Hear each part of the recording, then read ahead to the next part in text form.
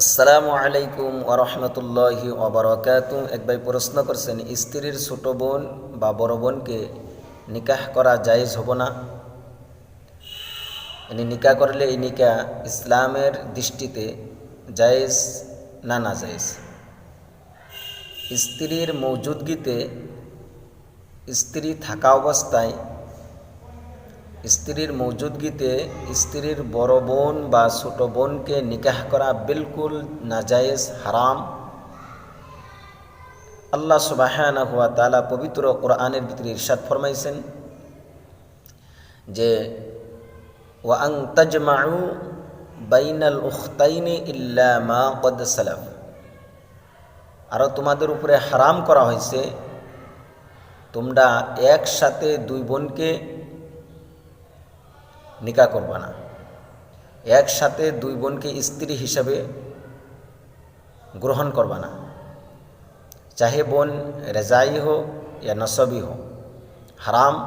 আল্লাহ সুবহানাহু ওয়া তাআলা ইরশাদ ফরমাইছেন যে একসাথে দুই বোনকে স্ত্রী বানাইয়া রাখা এটা হারাম। পবিত্র কোরআনের ভিতরে আল্লাহ পাক ইরশাদ ফরমাইছেন ইয়ারা ইল্লা মা ক্বাদ সালাফ। এই পবিত্র কোরআনের হুকুম আসার আগে যা হয়েছে এটা হয়েছে।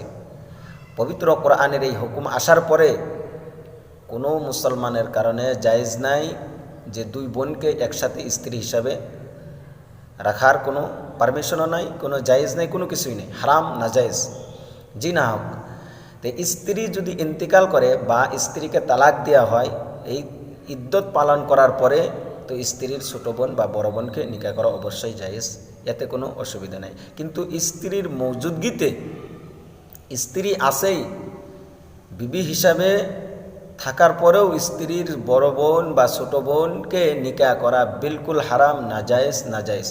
যদি কোনো ভাই স্ত্রীর মৌজুদগিতে স্ত্রীর বোন, ছোটো বোন বা বড় বোনকে নিকাহ করে, তাহলে জলদি করে তার উপরে লাজিম আলাহিদা হওয়া, আর এই নিকাহ বাতিল হনাই।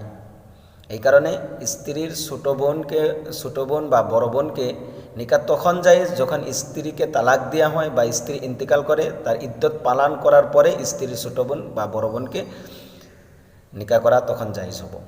কিন্তু স্ত্রী মৌজুদগিতে স্ত্রীর বড় বোন বা ছোটো বোনকে নিকাহ করা জায়েজ নাই, বিলকুল হারাম। পবিত্র কোরআনে আল্লাহ পাক ইরশাদ ফরমাইছেন ওয়া আন তাজমাউ বাইনাল উখতাইনি ইল্লা মা ক্বাদ সালাফ। হাযা মা ইনদি ওয়াল্লাহু আ'লাম।